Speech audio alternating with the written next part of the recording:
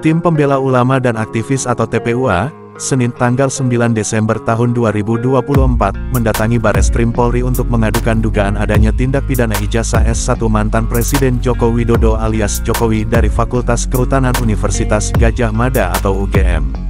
Selain Egy Sujana sebagai Presiden TPUA, juga nampak hadir petinggi TPUA yang lain seperti Wakil Presiden Bidang Internal TPUA Rizal Fadilah, Wakil Presiden Bidang Umum TPUA Medi Juniarto, Wakil Presiden Bidang Antar Lembaga TPUA Rustam Effendi, dan Koordinator Advokat TPUA Damai Hariludis.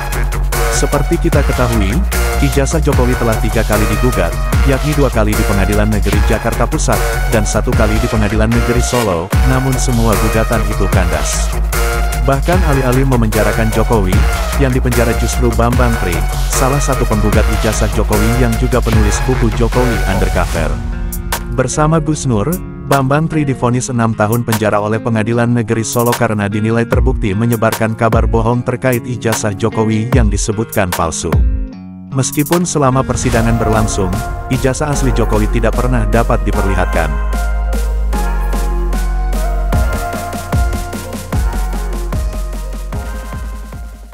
Kita sudah lakukan 3 kali. Pengadilan Jakarta Pusat, sekitar tahun 2001, menjelang 2022, tapi di Pengadilan Jakarta Pusat kita dianggap tidak berwenang peradilannya itu. Kemudian sedang menggugat, Bambang Tri dan Gus Nur ditangkap di penjara, di sini di penjaranya nih, Mabes Polri. Kemudian sehingga pembuktian menjadi sulit, tapi peristiwa perdata jadi pindah pidana karena sudah ditangkap. Nah, karena ini peristiwa pidana, beban pembuktian ada sama jaksa dan polisi. Jadi jaksa dan polisi bertanggung jawab pembuktian tentang tuduhan kepada Bambang Tri dan Gus Nur bahwa beritanya hoaks, beritakan Jokowi ijazahnya palsu, tapi faktanya tidak pernah dibuktikan di pengadilan sampai inkrah. Maksudnya kasasi, ijazah aslinya Jokowi nggak ada. Sampai detik ini. Nah, kami di sini melakukan pengaduan kepada Mabes Polri, bagaimana bisa terjadi, karena tujuan hukum itu ada 3. Yang pertama, berkait dengan kepastian. Nah, negeri kita ini kalau bicara presiden nggak pasti hukumnya. Zaman Soekarno, tuduhan komunis nggak diadili. Zaman Soeharto, tuduhan kaitan dengan KKN-nya sampai beliau meninggal semua dua-dua tadi itu presiden nggak diadili. Jadi nggak ada kepastian hukum. Nah, ini janganlah, kami ini sayang dengan Jokowi bahwa martabat sebagai presiden sekarang sudah mantan tuh harus betul-betul ada martabatnya bagi bangsa, karena berpengaruh suka atau tidak kita sama Jokowi, dia presiden kita. Dia harus jaga martabatnya. Sekaligus martabat polisi sebagai penegak hukum, polisi, jaksa, hakim, dan kami advokat. Jadi kami di sini datang sebagai advokat. Nah, oleh karena itu dengan hormat, jangan ada yang salah paham, terutama buzzer dan lain sebagainya, juga Jokowi sendiri. Ini rasa sayang kami sebagai bangsa.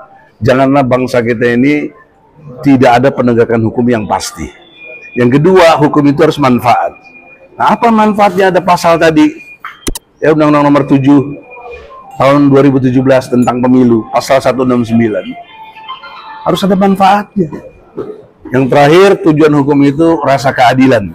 Jadi dengan rasa keadilan yang kita ingin capai untuk bangsa dan negara, dan ini baik buat keluarga Jokowi sendiri, keturunan-keturunannya, jangan sampai ada stigma terus-menerus sepanjang hidupnya, bahkan nanti setelah meninggal, kalau nggak diproses, dia adalah presiden yang tercela karena dia memalsukan ijazahnya.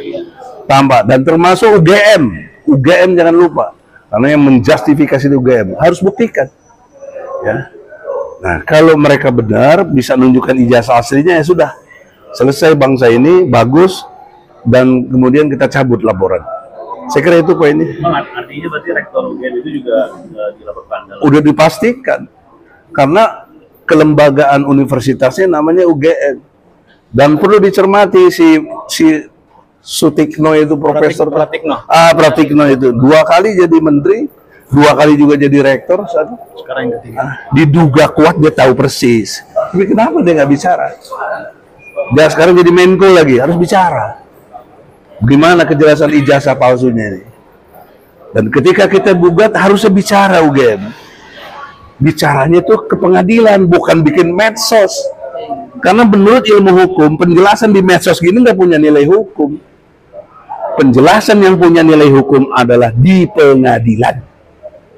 Ya, oleh karena itu, mari kita bersangka baik. Saya nggak ada niat kebencian apapun. Saya ingin edukasi bangsa ini, berpolitik yang benar, dan penegakan hukum yang benar. Ada bukti-bukti yang dibawa, Pak? Ya, bukti-bukti bang nggak usah ditanya lagi. Putusan pengadilan, bukti. Tidak ada ditunjukkan ijazah aslinya. Itu bukti nyata. Mau apa lagi? Di pengadilan negeri, pengadilan tinggi, Jawa Tengah, dan kasasi. Sudah inkrah. Bahkan Bambang Tri dan Gus Nur dikurangi hukumannya 2 tahun. Dengan catatan Undang-Undang nomor 1 tahun 46 udah nggak dipakai. Artinya tidak dipakai rujukan. Dan sekarang oleh MK juga udah dicabut undang-undang itu. Nah, itu satu bukti nyata hukum. Ya. Sekarang konsep terbaliknya saja lah. Kalau memang Jokowi ada ijazah aslinya, tunjukkan. Kan nggak repot itu. Sederhana aja. Tapi sehingga hari ini kok nggak pernah gitu. Saya kira itu tolong sekarang jadi beban hukum bagi Presiden Prabowo. Dia berjanji waktu habis pelantikan akan menegakkan hukum dengan benar. Dan ingat pasal 27 ayat 1 UUD 45. Setiap warga negara berkesamaan kedudukannya dalam pemerintahan dan hukum tanpa kecuali. Jadi nggak ada urusan nih mau presiden, mantan presiden, apapun tanpa kecuali. Berkesamaan kedudukannya dalam pemerintahan dan hukum. Nah, ini masalah hukum. Sekaligus juga masalah pemerintahan karena dia pernah presiden. Bang, ini berarti laporannya tetap sama yang sebelumnya Bambang Tri itu ya? Iya, kaitannya dari situ karena akar masalah itu dari situ. Bambang Tri telah melakukan penelitian, lahirkan buku Jakarta Undercover yang 1 dan kedua. Jokowi Undercover, ya kan? Itu sudah dibuktikan lewat penelitian dia ijazahnya palsu. Nah sekarang malah dipenjara coba. Kan bagaimana anomali betul negeri ini. Orang yang berjuang untuk kebenaran malah dipenjara. Sementara yang memalsukan ijazah enak-enak aja bisa jadi presiden. Dapat semua fasilitas lagi. Bikin utang negara ugal-ugalan. Ya. Jadi oleh karena itu tidak ada kebencian, tidak ada rasa mau populer, enggak lah. Ini udah peristiwa lama kok. Dari tahun 2021 saya udah berjuang untuk penegakan hukum ini. Tapi periode kemarin kan ada putusan dari Pemda Plus yang bilang katanya tidak sayang. Iya.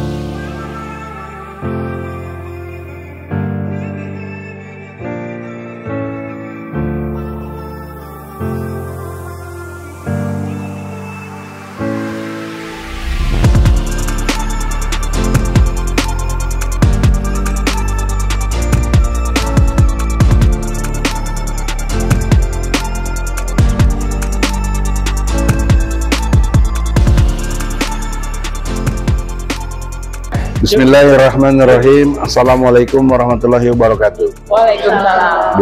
Buat siapapun netizen atau rakyat Indonesia pada umumnya, ini bukti kerja TPUA yang selalu banyak dipertanyakan sampai akhir mana kasus ijazah palsunya Jokowi. Nah, hari ini kita sesungguhnya ini tahap yang keempat. Karena tahap pertama tahun 2021, kemudian tahun 2022 sampai tahun 2023 itu tahap 2 dan 3. Tahap 2 terjadi di Pengadilan Negeri Solo lewat proses pidana sampai putusannya inkrah. Nah, dengan putusan yang inkrah inilah dipastikan sampai detik ini Jokowi tidak ditemukan ijazahnya atau tidak pernah diperlihatkan ijazah aslinya. Nah, hari ini ada teman-teman dari TPUA, saya minta Wakil Presiden TPUA Rizal Fadilah dalam konteks urusan-urusan untuk penegakan hukum internal di Indonesia ini. Terima kasih Pak Presiden. Ya, kasih lihat itu. Assalamualaikum warahmatullahi wabarakatuh. Salam. Saudara-saudara sekalian, jadi pengaduan masyarakat berkaitan dengan dugaan ijazah palsu Jokowi sudah diterima oleh Bareskrim dan ini bukti tanda terimanya. Artinya kita akan menunggu proses lanjutannya yang kami yakin bahwa dengan data-data yang dilampirkan insya Allah itu akan ditindaklanjuti ya, sehingga proses berikutnya akan membuat hal yang sangat terang berkaitan dengan pertanyaan publik mengenai status ijazah Jokowi yang dugaannya sangat kuat sekali palsu. Jadi setelah perkara perdata di PN Jakarta Pusat memutuskan NO need on conflict verklarge, jadi bukan objek. Nah, katanya Pengadilan Negeri Jakarta Pusat tidak berwenang untuk kasus perdata itu. Karena tidak berwenang ya kita melanjut yang kira-kiranya berwenang. Dan yang berwenang adalah tentu saja pihak kepolisian karena ini menyangkut status palsunya dokumen. Oleh karena itu kita mengadukan hal tersebut sebagai tindak lanjut dari tidak berwenangnya pengadilan perdata dan harus berwenang Bareskrim menindaklanjutinya. Pasal-pasal yang menjadi landasannya adalah pasal 263 membuat dan menggunakan dokumen palsu dan ijazah itu adalah dokumen, atau 264 yaitu menyangkut dokumen otentik baik pembuatan maupun penggunaan, dan ancamannya kalau 263 itu 6 tahun, kalau 264 itu 7 tahun. Dan itu berarti Jokowi itu sudah bisa ditahan. Dan dalam prosesnya harus berada dalam tahanan. Kalau tidak, dia akan lari atau dia akan menghilangkan bukti. Saya kira ini catatannya. Kemudian juga kemungkinan di pasal 266 KUHP soal menyuruh memasukkan keterangan palsu kepada akta otentik. Maka itu pun menjadi kemungkinan lain. Oleh karena itu dikepunglah berdasarkan aturan-aturan yang ada, dan semestinya Jokowi tidak bisa lepas dari kepungan pasal-pasal itu. Yang 266 berapa sanksinya? Yang 266 itu 6 tahun. 6 tahun. 6 tahun. Ya. Jadi tambah 7 tahun berapa? Berapa itu? Harus pakai kalkulator. Nah, kemudiannya yang untuk terus serta gimana? Seperti UGM dan lain-lain. Oh, itu turut serta itu medepleger, medeplichtig, uitloker gitu kan. Itu mededader, itu sama statusnya. Jadi kalau misalnya pelaku Jokowi itu kena 6 tahun, maka yang ikut serta pun 6 tahun gitu. Jadi tidak berbeda itu statusnya. Kalau UGM rektornya yang kena. UGM rektor tentu sama saja. Dekan tentu ya. Iya, dekan yang mengeluarkan, bahkan yang mengeluarkan dokumen palsu itu 10 tahun ancamannya. Oh, 10 tahun. Iya, itu di Undang-Undang Sisdiknas dan Undang-Undang Dikti, Undang-Undang 12 tahun 2012. Bukannya udah nggak berlaku itu? Masih berlaku. Masih berlaku. Sebab dia bikin RUU-nya nggak jadi-jadi gitu untuk memperbaiki aturan itu. Jadi 10 tahun itu kalau rektor UGM ancamannya lebih berat malah karena dia mengeluarkan gitu ya. Tapi intinya mau berapa tahun pun di atas 5 tahun sudah bisa ditangkap. Oleh karena itu maka sudah sewajarnya melalui langkah proses pidana pengaduan ijazah palsunya Jokowi ini, maka sudah wajar untuk ditangkap dan diadili secepatnya. Saya kira TPUA itu punya concern terhadap proses tersebut. Dan bagaimana harapan pada presiden yang baru nih? Prabowo Subianto. Presiden yang baru itu kan menyatakan tidak ada pihak yang kebal hukum.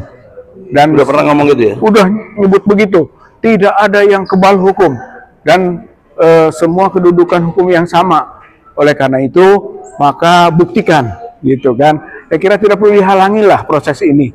Support saja, nggak usah ikut campur juga. Nggak apa-apa. Penegakan gitu hukum kan. Ini menyangkut penegakan hukum, silahkan ke aparat penegak hukum untuk menindaklanjutinya. Jadi insya Allah, seandainya itu dilakukan secara konsisten, Prabowo menyerahkan kepada aparat penegak hukum, insya Allah, gitu, Jokowi akan terbukti tidak punya ijazah atau ijazahnya palsu. Dan harus ada lab cream ya, laboratorium. Akan dengan sendirinya nanti diperiksa karena yang beredar sekarang ini kan fotokopian dan fotokopian itu ternyata wajahnya ini wajah si Mulyono. Wajahnya wajah Mulyono, artinya dugaan kepalsuan publik rakyat seluruh Indonesia sudah lihat gitu bahwa ini ijazah kalau yang beredar adalah fotokopi dari ijazah yang dimilikinya begitu palsu. Nah, pertanyaan seriusnya, ya, bagaimana kita sudah bawa data-data yang lengkap, bahkan putusan pengadilan, tapi Mabes Polri tidak memproses. Sebagaimana dulu laporan kita tentang nepotisme nggak diproses. Iya. Bagaimana pendapat antum? Ya seharusnya tidak bisa tidak diproses. Kalaupun mau tidak diproses, harus ada penghentian penyidikan. Dan alasannya apa? Dan alasannya apa? Lalu kita juga bisa mengajukan pra-peradilan, gugatan pra-peradilan bahwa apa yang dilakukannya itu tidak tepat gitu. Jadi masih banyak upaya hukum yang bisa kita lakukan. Mungkin ini insya Allah gitu. Kalau menurut saya ini juga bagian yang strategis gitu. Karena memang disinilah lembaga untuk bisa menetapkan palsu dan tidaknya satu dokumen. Jadi kesamaan kedudukan di dalam hukum itu harus terjadi gitu loh. Dan hari ini juga saya melihat Kapolri termasuk Prabowo, atasannya kalian itu adalah rakyat. Di sini kami rakyat menuntut. Yang berdaulat. Rakyat yang berdaulat. Hari ini kami menuntut kepada Prabowo untuk menjalankan amanat rakyat, termasuk Kapolri. Untuk apa? Untuk menyelesaikan kasus Jokowi ini. Karena ini adalah lembaran hitam bangsa ini. Apabila ini dibiarkan terus berkepanjangan, artinya Pak Prabowo dan Kapolri ikut serta dalam merusak negara ini, merusak cita-cita reformasi yang hari ini, yang saat itu saya pribadi memperjuangkan itu. Jangan sampai keluar isu-isu kalau rakyat menuntut Polri di bawah Departemen Dalam Negeri. Karena apa? Karena tidak kesanggupan Kapolri, polisi sendiri untuk menangani kasus Jokowi ini. Jangan sampai rakyat tidak percaya dengan polisi, rakyat tidak percaya dengan pemerintahan Prabowo. Yang hari ini kita lihat Prabowo kalau menurut saya masih bisa ada harapan. Tapi saya pesankan kepada Prabowo, jangan terlalu sering makan-makan dengan Jokowi gitu. Karena apa? Makanan itu berbahaya, Pak Prabowo. Ada yang mengandung gizi, ada yang mengandung penyakit, Pak Prabowo. Nah, kebiasaan makan-makan itulah yang rakyatnya mencurigai. Apabila Prabowo sering makan-makan, jangan-jangan nanti ide-ide Jokowi ini yang katanya Bang Taufik Kemas itu matanya penuh haus dengan kekuasaan gitu loh. Karena haus kekuasaan itu jangan-jangan nanti Prabowo digulingkan lagi. Naiklah Gibran. Yang artinya perjuangan kalau Gibran udah naik, artinya perjuangan kami hari ini sangat berat. Hari ini kami berharap besar pada Prabowo untuk menjadikan Prabowo sebagai tokoh besar bangsa ini yang bisa dan berani menuntaskan masalah-masalah hukumnya Jokowi.